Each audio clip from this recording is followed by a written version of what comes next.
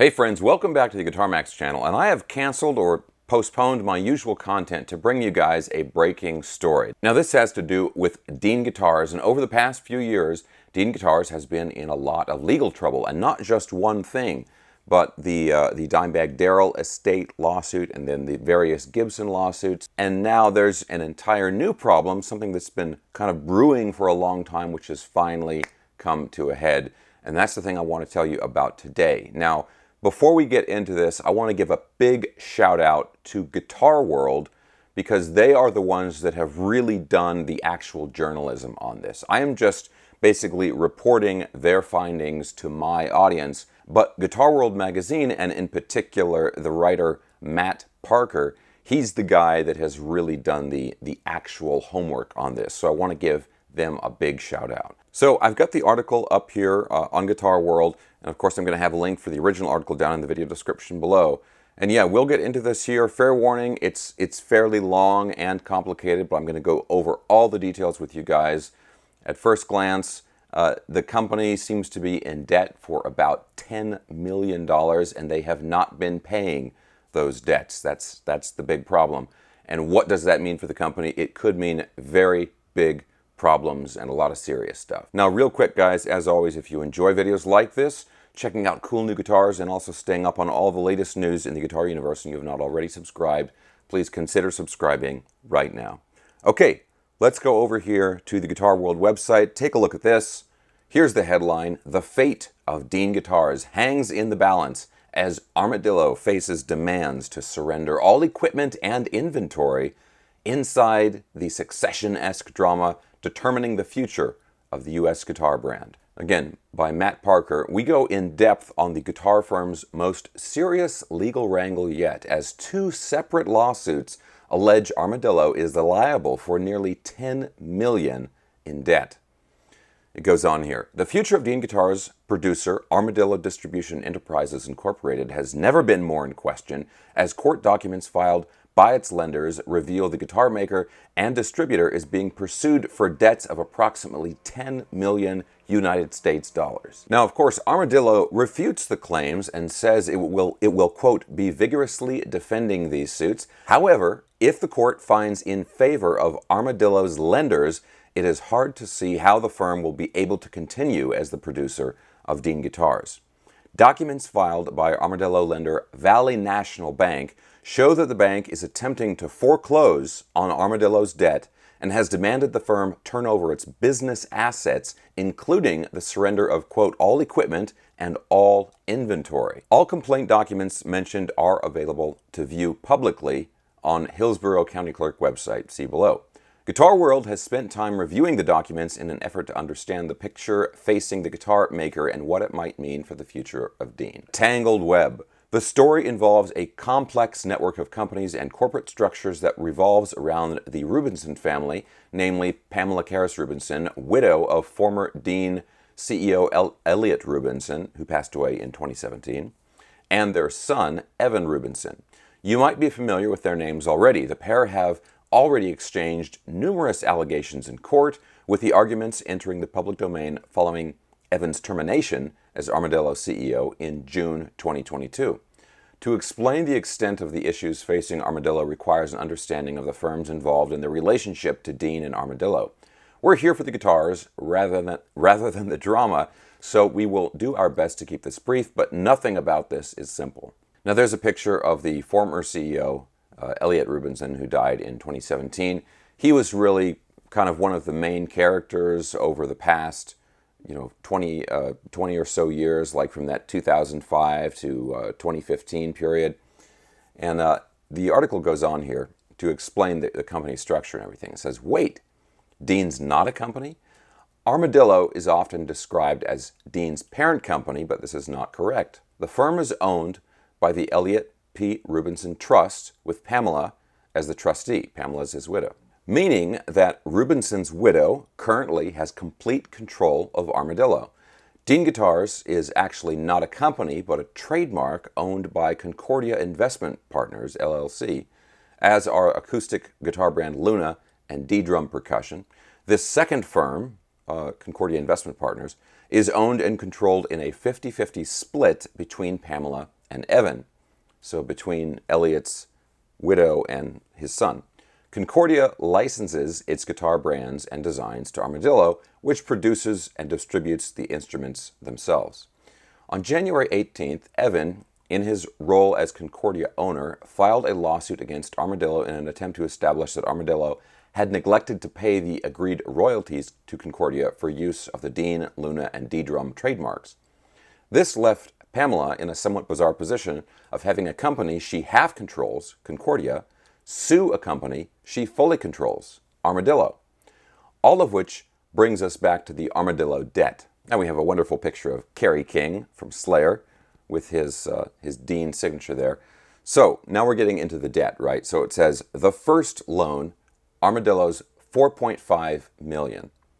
Valley's 289-page complaint document reveals that in June 2020, Armadillo set up a line of credit with Valley National Bank for $4.5 million, secured against Armadillo's business assets.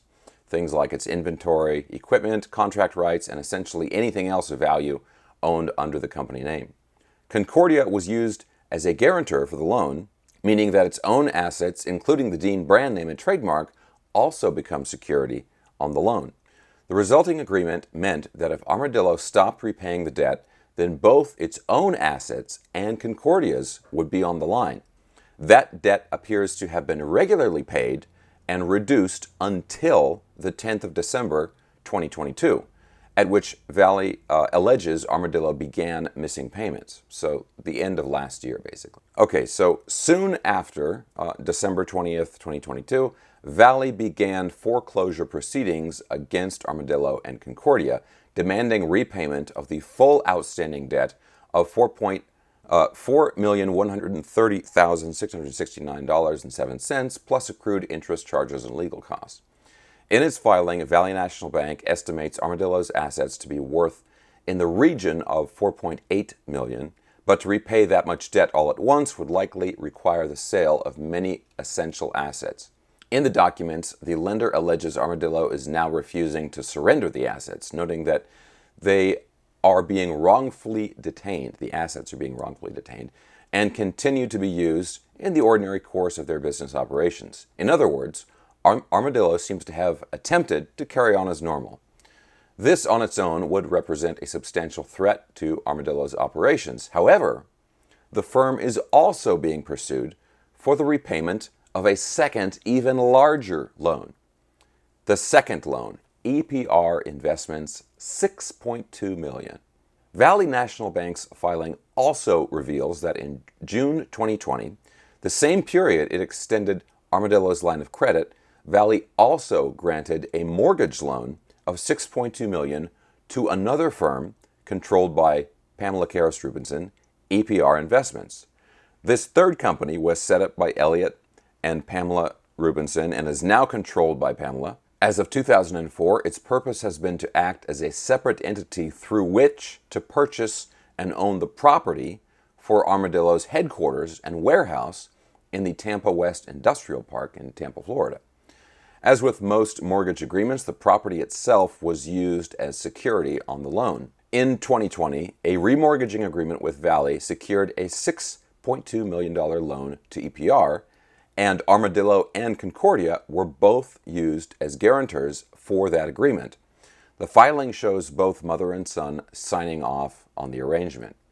So they've got two massive loans, and they're kind of using the same collateral for both of those loans. So it says here, tied together. Why are we talking mortgages? Well, as a result of the 2020 contracts, the producer of Dean Guitars' assets became security on both loans. A $4.5 million loan in its own name and a $6.2 million mortgage to EPR, which it guaranteed. The three firms, the guitar producer Armadillo, the trademark holder Concordia, and the property entity EPR, were tied together not just by Pamela Karras Rubinson's name, but by their debt guarantees. If one went, others could be at risk. This would not be a problem for Armadillo, providing both it and EPR continued to make agreed payments. However, according to Valley, As of December 2022, they did not on either loan. So at the end of 2022, they stopped paying for both loans. Now, Armadillo, in turn, it says here, alleges that the defaults on both loans are, quote, manufactured and fictitious. The bank's complaint alleges that the mortgage holder, EPR Investments, began to miss payments on the larger debt in November of 2022. Valley has since sold the larger of the two debts to a different company, Water 49, which has begun its own foreclosure proceedings in a separate lawsuit, claiming it is owed $5,858,403.40. So now Armadillo is now fighting at least 3 lawsuits relating to money it allegedly owes. One against Concordia, filed by Evan, which aims to establish it has not paid agreed royalties. One against Valley to reclaim the $4.1 million outstanding debt, and one against Water 49, formerly Valley, that alleges that under its obligations as EPR guarantor, it owes it nearly $5.9 million. Even discounting the suit brought by Evan via Concordia, the guitar producer still finds itself in a serious situation. Indeed, the result of the foreclosed findings alone is that Armadillo is now being pursued through the courts by separate firms for debts worth at least $9,989,072.02. Let's just call it $10 million. Now, according to the conditions of the loan, Armadillo's cash, product inventory, every guitar it has made but not sold, equipment, and contract rights are all at risk of being seized by the lenders. Meanwhile, the Dean trademarks and other intellectual property that it licenses from Concordia are at risk of being seized, as the Armadillo headquarters building and the land it is built on following EPR's alleged default. If you're wondering what's left, you are not alone. It should be underlined, the article goes on here, it should be underlined that all of this is entirely dependent on the court finding in favor of Valley and or Water 49. And again, Armadillo vehemently denies the accusations, as you'll see below. But there's undoubtedly a lot on the line for the guitar producer. Whatever happens, it is the most significant and perhaps final development in a hugely fraught period of the Dean producer's history, one that has been defined by litigation. Since Evan's 2020 departure from Armadillo, Pamela Rubinson and Evan Rubinson have been engaged via various companies in multiple legal battles. Meanwhile, in 2022, Armadillo was the subject of a successful lawsuit by Gibson for trademark infringement, which I've covered here on the channel, and forced to stop producing its popular V, Z, and Grand Sport models.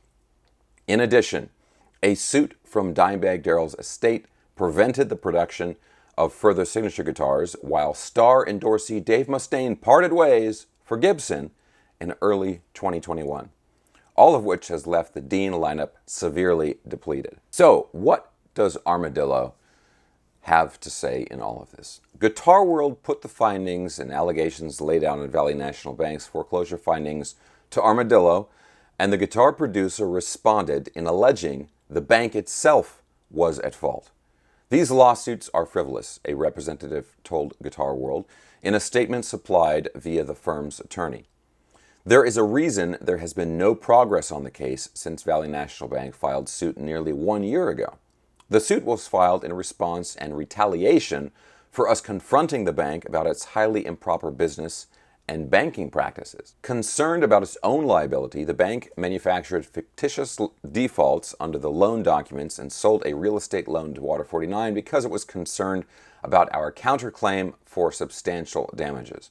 Remarkably, Valley National Bank continued its history of improper business and banking practices by misrepresenting the existence of defaults to Water 49 in order to obtain payment for its sale of the real estate loan before its conduct would be subject to judicial review. We will be vigorously defending these suits and are confident we will prevail after the court is apprised of all the facts and circumstances. Stay tuned. Armadillo has not supplied evidence of its allegations against Valley.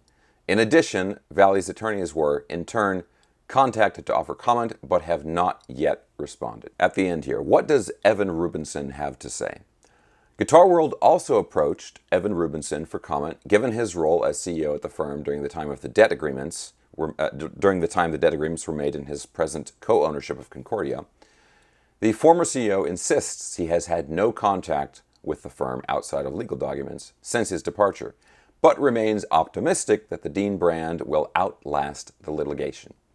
My tenure with Armadillo, the licensee of the Dean, Luna, and D-Drum marks, ceased in June 2022, about 6 months before the default asserted by Valley Bank, says Rubinson in a statement supplied via his own attorney.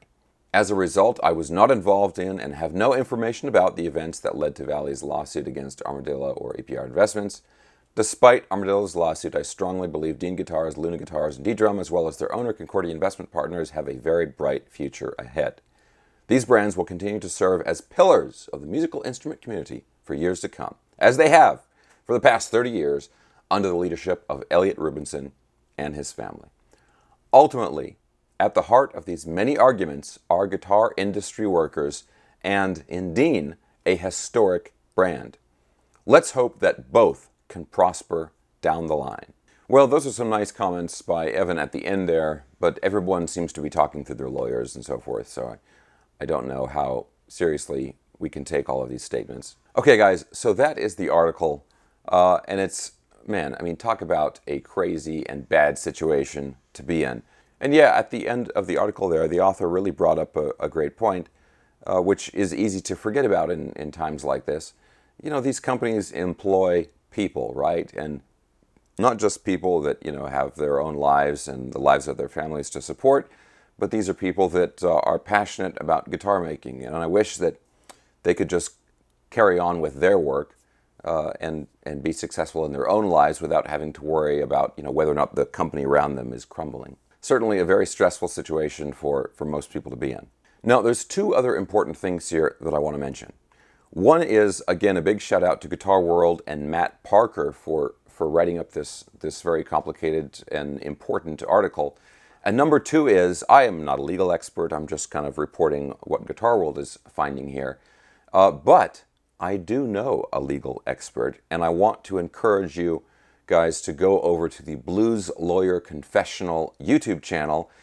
They cover a lot of news like this. They've been talking about the ongoing lawsuits between Gibson and Dean, and I'm sure they're going to have some kind of an opinion or video related to this. So I'm going to put a link for Blues Lawyer Confessional down in the video description below. So definitely want to encourage you to check that out if you want more detailed, more factual legal understandings of what's going on. So all of that being said, I will tell you what, as a lowly guitar player on the internet, thinks about this stuff.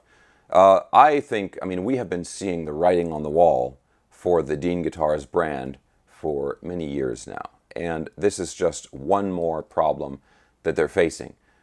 You know, the expense and the stress for the people involved of defending yourself against lawsuits like this, even if the court ultimately finds that you are not at fault, and even if the court ultimately finds that these lawsuits are frivolous, just all the work that goes into, you know, defending yourself from something like that, when you should be hopefully putting that work into making cool guitars and everything. I mean, that alone, I think, is enough to kind of push the company off the edge of the cliff, an edge that they have progressively been getting closer to over the past few years. So one way or another, this is bad news for Dean Guitars. Okay, guys, but that is it. Again, there's going to be a link to the original article down in the video description below. That was fascinating.